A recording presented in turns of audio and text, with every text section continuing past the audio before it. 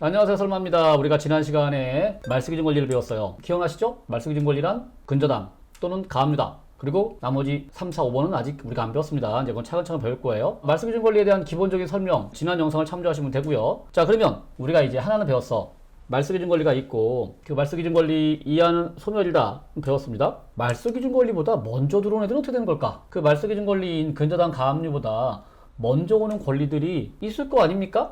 가장 대표적인 애들이요, 가처분이에요. 우리 낙찰자들한테 또는 입찰자들한테 곤혹스러움을 주는, 힘들다 싶은 거, 그게 뭐냐? 가처분이에요. 가처분들 중에 말쓰기준 권리보다 먼저 온 애들이 있습니다. 자, 그런 애들을 선순위 가처분이라고 불러요. 다시 한번 정리. 우리가 등기상에서요, 선순위 후순위를 얘기할 때 먼저 온 놈은 선순위, 나중에 온 놈은 후순위, 이렇게 얘기를 했었단 말이에요. 이거를 이제 우리가 앞으로는요, 말소기준 권리를 배웠으니까 이제 그걸 기준으로 생각하는 거야. 말소기준 권리보다 먼저 온 놈들은 선순위고요, 말소기준 권리보다 늦게 온 애들은 그냥 우리가 후순위라고 불러요. 예를 들면 어떤 권리를 얘기하든 간에 얘는 후순위예요 라는 거는요, 그 말뜻 안에 말소기준 권리보다 늦게 왔기 때문에 소멸되는 권리예요 라는 뜻이에요.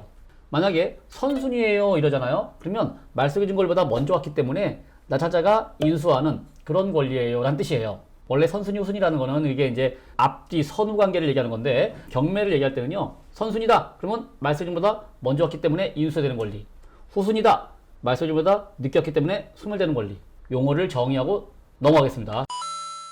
말소기준보다 먼저 온 애들이 있어요. 그런 애들은요, 우리가 선순위란 말을 붙이는 거야. 그 권리 이름 앞에다가 선순위 무슨 권리, 후순위 무슨 권리 이렇게 붙여요. 예를 들면 이 가처분이라는 것도요, 말소기준 권리보다 먼저 온 애들은 선순위 가처분이라고 불러. 이 뜻은 뭔 소리냐? 선순위란 말이 붙었잖아요. 즉 낙찰자한테 인수가 되는 권리다 라는 뜻이야. 반대로 똑같은 가처분이라 하더라도요, 말소기준 권리보다 늦게 오잖아요. 그럼 그걸 후순위 가처분이라고 부릅니다. 후순위는 그게 가처분이 됐든 뭐가 됐든 간에 다 소멸되는 거예요. 뭐든지 간에 말소기준 권리보다 먼저 왔냐 나중에 왔냐만 보면 돼요. 그래서 말소기준 권리보다 먼저 오는 경우를 얘기해 보자고요. 그럼 그게 바로 선순위 가처분이라고 부르고요. 선순위 가처분은 다시 말하면 인수예요. 인수. 자, 우리가 지난 시간까지는 소멸되는 걸 배웠잖아요. 네, 이제부터는 인수되는 걸 보자고요. 인수라는 게 무슨 의미냐? 자, 만약에 내가 이 물건을 현재 이 사건 번호, 자, 2019 타경에 5345 사건이 있습니다. 수유동에 있는 다세대 주택인데요. 이게 지금 현재는 경매가 진행됐다가 이제 멈춰 있긴 합니다. 지난 8월 24일 날 변경됐어요. 진행하려다가. 내가 만약에 이 사건을 낙찰받는다 그러면요, 등기상이 어떻게 된 거냐? 법원에서 이걸 처리해 준 겁니다. 규칙대로 하는 거예요. 말소기준 권리는 지워. 원래 법이 그러니까 말소기준 권리보다 밑에 있는 애들은요, 싹 다 지우는 겁니다. 그래서 등기가 이렇게 바뀌는 거예요. 말소기준 권리 근저당이 있었잖아요. 빨간 줄이 갑니다. 그리고 근저당 밑에 있는 임의경매 또는 압류, 이게 다 빨간 줄이 가는 거예요. 없어져. 그리고는 낙찰자한테 소유권이 넘어갑니다. 그러니까 이게 낙찰을 받아가지고요, 잔금을 내잖아요. 그럼 잔금 내면 법원이 이걸 다 알아서 처리해 주는 거야. 착착착 지워줘요. 그리고는 이제 등기에다 써줘요. 소유권 이전이라고요. 낙찰자 이름. 등기 원인은 임의경매, 경매로 이렇게 써있습니다. 자, 그리고 만약에 낙찰자가 잔금을 낼 때 혹시 대출을 받았다? 그러면 이제 대출이 그 밑에 찍히는 겁니다. 소유권 다음에 근저당 해가지고 나한테 대출해준 은행이 찍히는 거예요. 등기가 이렇게 바뀝니다.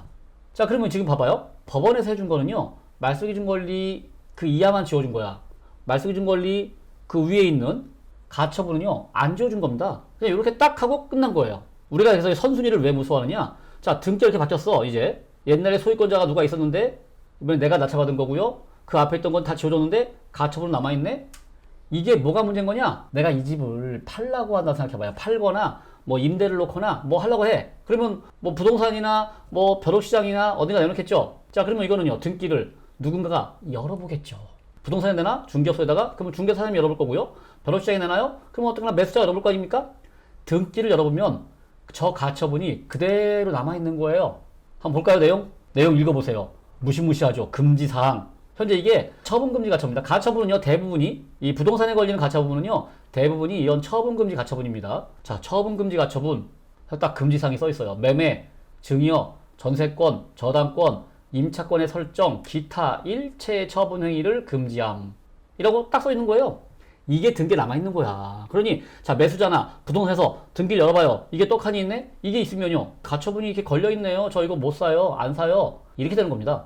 그러니까, 법적으로 못 팔아 이게 아니야. 팔라면 팔 수 있어. 근데 살 사람들이 안 사는 거야. 이거 보는 순간. 이 등기를 보는 순간이요. 등기 안 보여주고 팔아?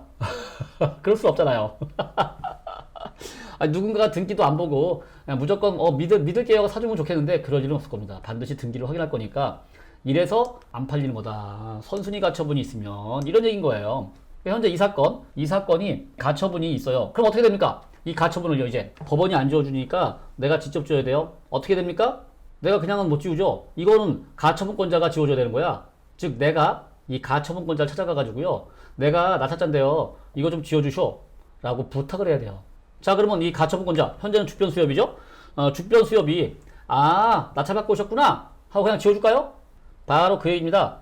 그냥 지워주는 게 아니에요. 인수가 괜히 인수가 아니야. 이거를 지우려면 이 가처분권자, 이 주변수협은요, 뭘 요구할까요? 그쵸?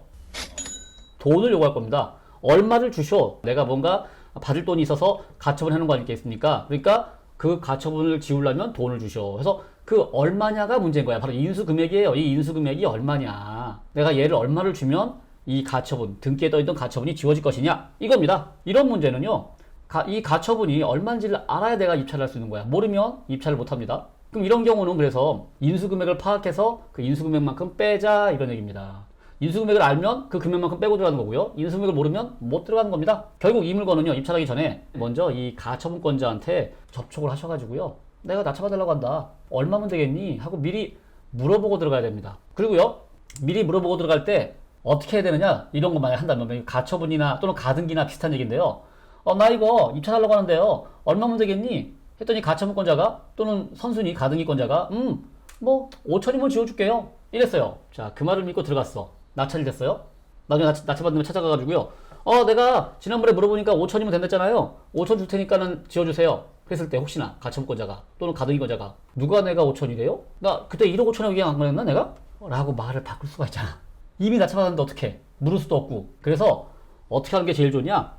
입찰하기 전에 선순위 가처분권자나 또는 선순위 가등기권자를 만났다고 쳐요. 거기서 얼마인지 금액이 쇼부가 났어.